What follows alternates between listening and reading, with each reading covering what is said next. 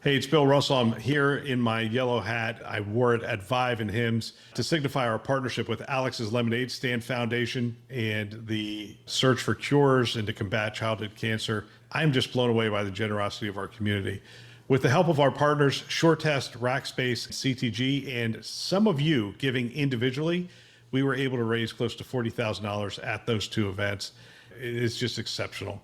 And I would like to thank all of you who have joined us in this cause. If you would like to be a part of it as well, go ahead and hit our page, thisweekhealth.com.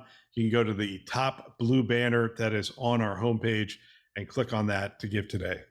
Thank you again for being a part of this effort and this cause. Today on This Week Health. They call 911 because there is no way for them to get to the hospital. And so the only way is to actually get an ambulance and go to the ER. Like, imagine what that costs for that hospital.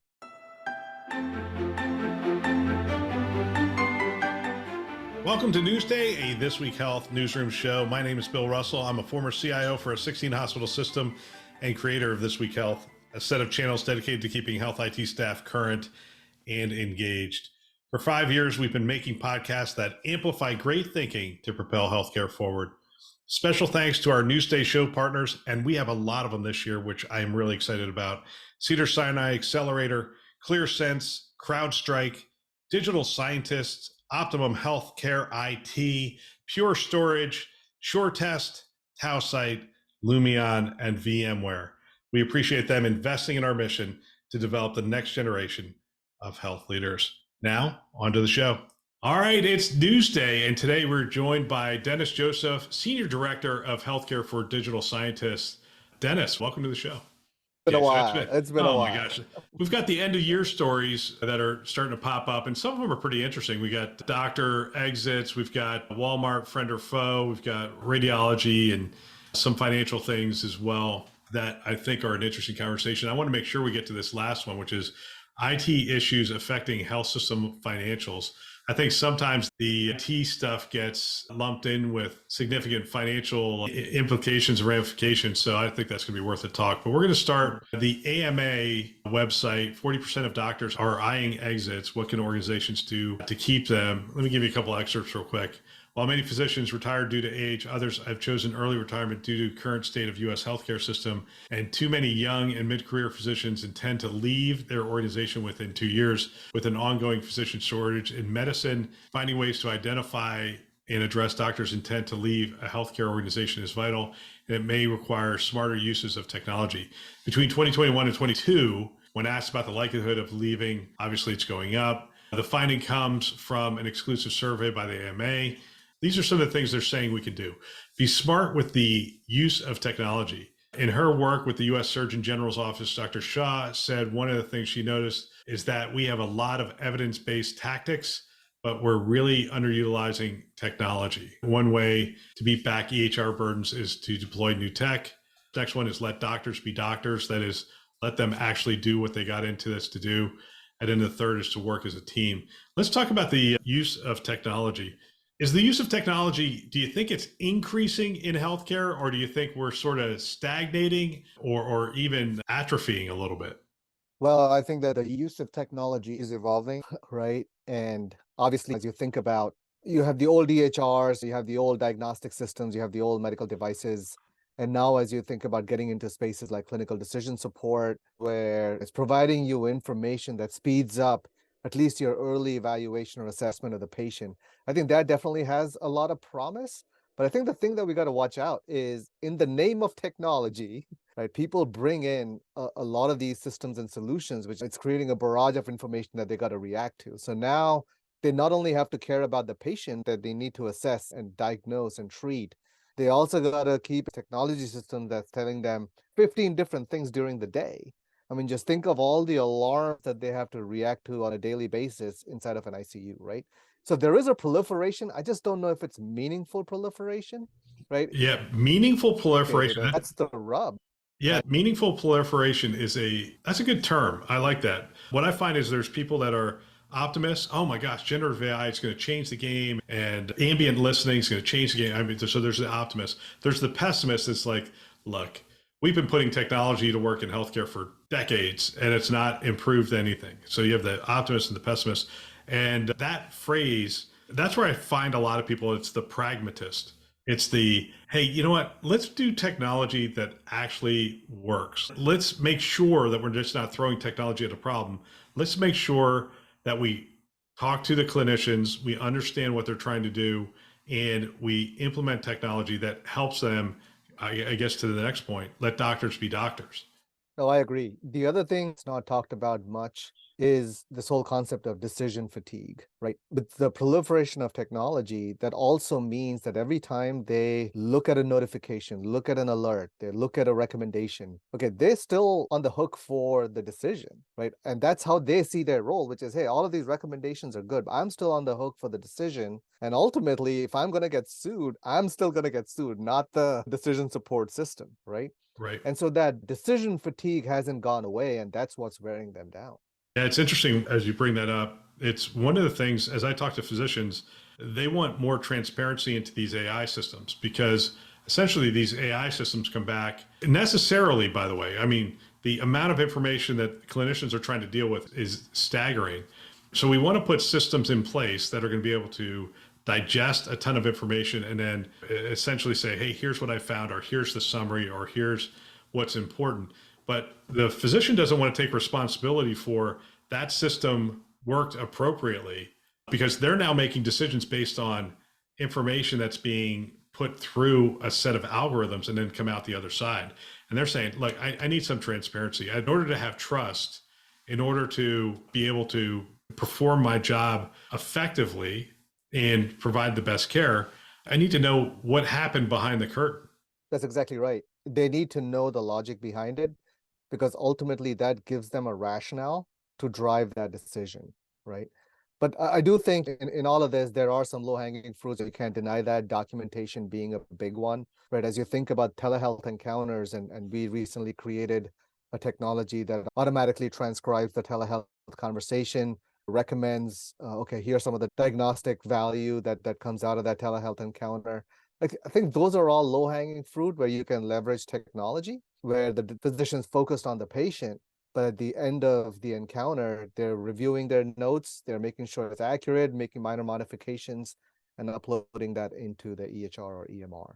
So I think there's definitely opportunities there, but there's got to be a lot more effort to address the underlying issue of that many doctors eyeing exits. That's a bigger issue. And I think technology alone is going to solve just a portion of it. I agree. This problem is here to stay, this clinician burnout and clinicians leaving the field. And so I think this is going to be a continuing conversation into 2024 of, are we putting technology in place that is stemming this tide or actually exacerbating the problem? We do not have the luxury anymore of exacerbating the problem, which in many cases with the EHR implementations, we did exacerbate the problem. Next story is interesting. Walmart, friend or foe to hospitals. And it starts with talking about Sam Walton, who's the founder. He had harsh words for hospitals. He said, we've got to get hospitals and doctors in line. And this was 30 years ago. I mean, this is before he died. So it had to even be farther than 30 years ago. He was saying, we've got to get hospitals and doctors in line. He said this at a Walmart leadership meeting. They're charging 5 to 6 times what they ought to charge us. We need to work on a program where we've got hospitals and doctors and workman's comp and pharmacies saving our customers money and our employees money. And so he identified healthcare pretty early on as something he wanted to address with their footprint across America and especially in rural America. And recently they partnered with Orlando Health. And a lot of the stuff around here is they're saying, we're going to be able to go farther and do more in partnership than going alone. They compare it to Amazon's One Medical, which appears to be going it alone for the most part. And now they're starting to talk about partnerships as well. And it's also interesting to note that, yeah, they're partnering, but they also have quite a number of locations, over 50 locations now, where they're providing primary, behavioral, and dental care across 5 states. I'm wondering if health systems really see Walmart as a competitor or a foe, or if they see them as somebody who's a partner in their communities to deliver better healthcare. And I think more of them view them in the latter category than the former category. Yeah, I mean, I'll be honest with you. I don't care how they view it. I think there's potential here, right? And when you think about the partnership between the two organizations, what was interesting about the partnership, somewhere in the article, they mentioned that there's no money that exchanges hands between the two organizations. So it's not really transactional. They're looking at it holistically in terms of managing the continuity of care for the patients, which is a very interesting and a very foundational approach to managing those patients, which I think is different from the Amazon and One Medical collaboration. So Yeah. to me, obviously, I don't know all the details, but I think that to me is interesting because what they're saying is in partnership with the hospital system, in partnership with their facilities where they're providing primary care, behavioral health, et cetera. They're basically providing a holistic solution to the patient, which is definitely important. The other thing that holds promise here is exactly what you said, which is Walmart's real estate footprint is immense, especially in rural locations in the United States. And so access, there's a lot talked about access, and COVID obviously brought that to light. And so this is, to me, one of the ways you could address it, right? So could you bring some of those basic health services to retail settings that already exists, but you actually have access to them, and you know that these people are going to have to come into Walmart anyway for other requirements. And so it's almost like you think about the broader issue, the classic question of how do you eat an elephant? It's one bite at a time. I think to me, this is one bite. Yeah. I agree with you. I think this is the model. This is a model for solving the challenge of access, especially rural healthcare access. And a lot of times when I talk to people about this topic, they will say, oh, access to broadband and remote locations and all this other stuff. But I guarantee you, every Walmart has access to broadband, and a significant amount of broadband, because in order to function as a retail organization today, they have to have those kinds of connections for point of sale and for inventory management, supply chain, and all that stuff. Distribution. So, yeah, Right? exactly. So, this is, when I think about it, this is the kind of partnership that makes perfect sense to me. I mean, outside of going directly to people's homes, this is the next level up. So we do want to continue to do this push towards people's homes to the extent that we can do that. Also, by the way, besides the footprint, keep in mind that they're the largest employer in like 20 of 50 states. And if they're not the largest employer in those other 30 states, they're in the top 10 for sure, just because of sheer number. You could actually partner with them as a branded healthcare organization, let's say Mayo or Cleveland or Cedars or something to that effect, or the UC system for that matter. You could partner with Walmart, go in with them in terms of the build out that's required in some of these remote locations, and provide the services from your core campuses and your core locations to those remote facilities. And even to a certain extent, use those as facilities that you could send clinicians or even hire clinicians out. And so those clinicians, this was the old CVS, what CVS was going to try to do. And it just sort of fell apart for whatever reason. And I think there's a lot of reasons actually, but it just fell apart. I think this could work with a Walmart. I don't see Walmart getting into acute care services. I don't see them getting into specialty services. So that's why I don't see them as a competitor. That's why I see them as a friend, because their overlap to the existing services that many healthcare organizations provide today is going to be pretty nominal. I mean, that's my thinking. But I think it's a good model to create access to the rural communities.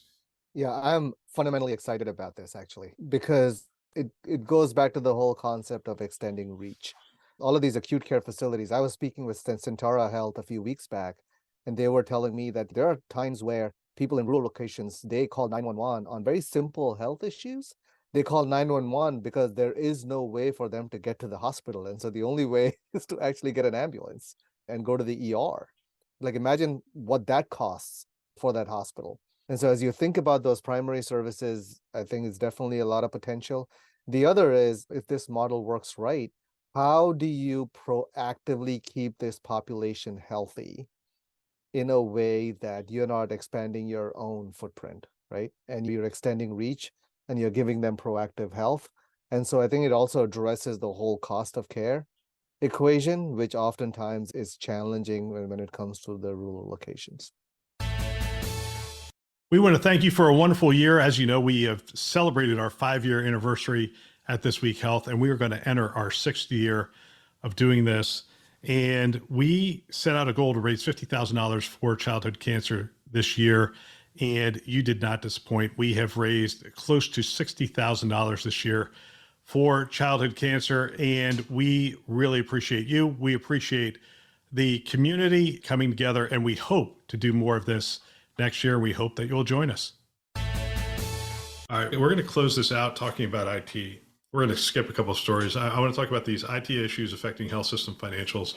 And I want to talk about how healthcare IT organizations approach technology, specifically with you, and just go back and forth a little bit. This talks about HCA and Northwell. It says Northwell's pointing to IT investments in its EHR, digital health systems, and telehealth as part of the reasons for operating expenses growing 9% in a 9-month period ending September 30th. I'd have to look pretty closely at those financials. I can't imagine that unless they paid for their EHR upfront, because I know they're doing the Epic implementation, unless they paid a significant amount upfront, that the previous year's results were hit by that much. But that's neither here nor there. HCA also cited IT issues could affect future earnings. I'm going to put you in the CIO role. You're a CIO for Northwell's pretty big. Let's give you something else that's not quite as big as Northwell. Let's give you, I don't know, Mercy Bon Secours. We're going to give you Mercy Bon Secours, Virginia area, pretty good footprint, that kind of stuff. You're now the CIO. How much of your strategy is build versus buy, platforms versus best of breed solutions? How are you approaching the technology? Because a lot of times when you see this big hit, it's because they made bets that didn't pan out, and now they have to pivot, and essentially they're paying for something a second time. Yeah, no, it's a tough nut to crack. I think as it relates to decision making, for me, the true north is going to clinical workflow and patient outcomes, right? And any and all combination of technologies that drives that is going to make sense, because ultimately what you want to see is where the process is laden with either cost or delays, right? So we talk about profit pools. I think about delay pools and cost pools, right?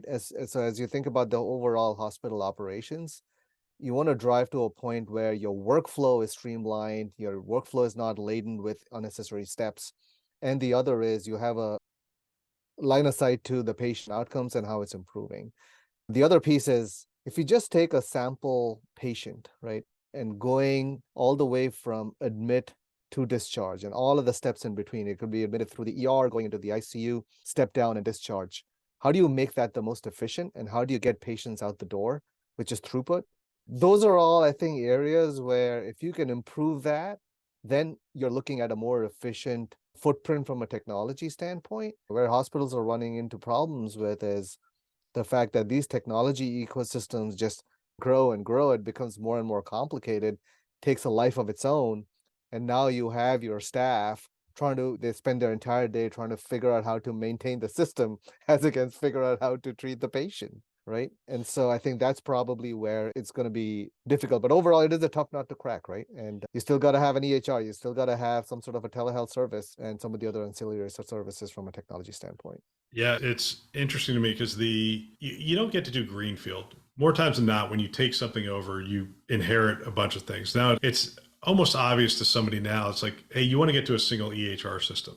Now, there were some health systems that tried to buck that trend for years, and the largest of which that hasn't consolidated on a single EHR right now is Ascension, right? If you go into Ascension and you look at their EHR footprint, it's all over the board. And what their concept is, hey, we don't care what you use to run the hospital, but we have to bring all this information back and be able to process the information, improve care, get the alerts out, keep the throughput and all those things. And so obviously you're not doing that in a region. If you have a region that's trying to function together, you wouldn't have two EHRs.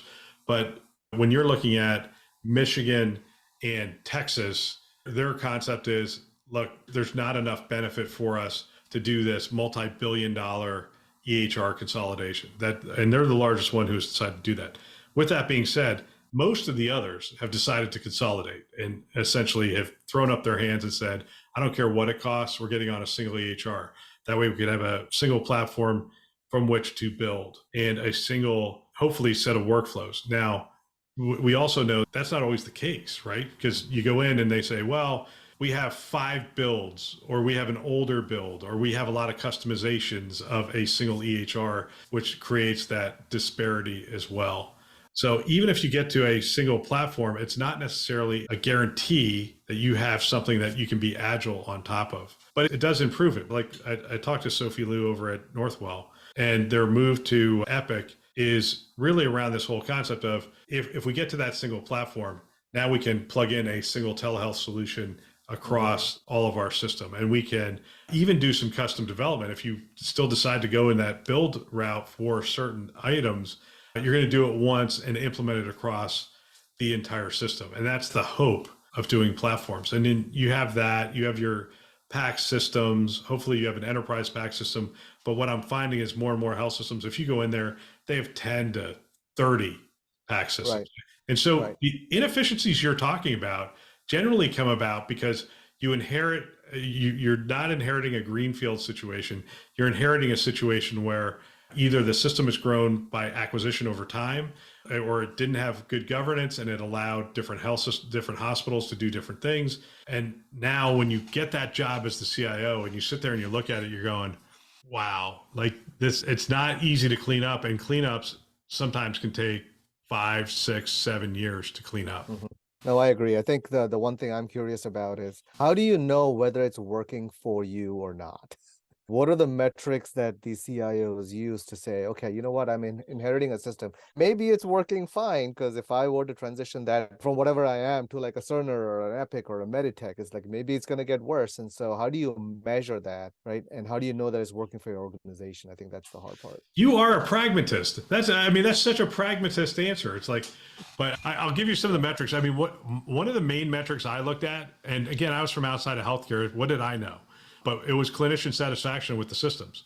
And they're the ones using it, and they'll let me know if essentially. And so we did surveys pretty regularly with our clinician base to find out, hey, are the systems working for you, that kind of stuff. And then you can look at things like quality of care delivered and throughput. And I mean, you can look at the objective, the concrete metrics, if you will, across the board. I mean, those you can just pull out of the system and see what's different systems and see what's going on. But because there's the subjective and then obviously the quantitative kind of things. But then there are the things that we don't measure that I think have a significant impact. And those are the efficiency, right? From an IT perspective, the health system doesn't feel what I feel when they say, hey, can you build out a clinically integrated network where we share the data across the board? And I go, yeah, yes, that's going to be really hard to do, cost a lot more money than it should, and take a lot longer than it should, because we haven't done this work. We haven't consolidated our EHRs. We haven't consolidated our workflows. We haven't created an integrated data sharing platform. We haven't figured out how we're going to normalize that data. Like, if that stuff isn't done, then when they come to ask you to do something pragmatic or something that's necessary, you just essentially sit back and go, yes, it can be done, because the answer is always yes. It's either going to cost a lot more money or a lot more time than you think it should. I remember saying to people, hey, that's going to take 3 years and do this. And they just looked at me like, what are you talking about? Like, we need this like in 3 months. And I would have to explain to them, you're essentially asking me to build a house with Lego bricks that has plumbing and electricity. Well, that's really hard to do. And so that's where it's incumbent upon you as the IT leader to keep coming back and saying, all right, hey, here's what we have to work with. And sometimes it takes a hit like this 8.9% that Northwell's talking about to make the turn. So we will see what happens. Dennis? Yeah, but scary territory, right? When you run into implementation issues and your financials are all over the place, and now you're looking at being in red versus in black. Yep. And that's part of leadership, is to anticipate the needs of the organization before they actually happen, and to make people aware of, hey, I know telehealth is going to be huge in the future, and we don't have the systems. I know that we need to do online scheduling and digital scheduling across the board, and we have not set up. I mean, that's part of what the leader does, is to say, hey, I know these underlying things, these underlying capabilities are going to be important in the future, and we are this far away from it. And by the time you come and ask me for it, you're going to want it in like this time. And so let's get started on some of these core underlying things. Hey, Dennis, I want to thank you for coming on the show for the second time. Hopefully we'll keep in contact next year and run into each other at some of the conferences. Yeah, appreciate you having me. And that is the news. If I were a CIO today, I think what I would do is I'd have every team member listening to a show just like this one and trying to have conversations with them after the show about what they've learned and what we can apply to our health system. If you want to support This Week Health, one of the ways you can do that is you can recommend our channels to a peer or to one of your staff members. We have two channels, This Week Health Newsroom and This Week Health Conference. You can check them out anywhere you listen to podcasts, which is a lot of places. Apple, Google, Overcast, Spotify, you name it, you can find it there. You can also find us on YouTube. And of course, you can go to our website, thisweekhealth.com. And we want to thank our Newsday partners, again, a lot of them, and we appreciate their participation in this show. Cedars-Sinai Accelerator, ClearSense, CrowdStrike, Digital Scientists, Optimum, Pure Storage, SureTest, Tausight, Lumion, and VMware, who have invested in our mission to develop the next generation of health leaders. Thanks for listening. That's all for now.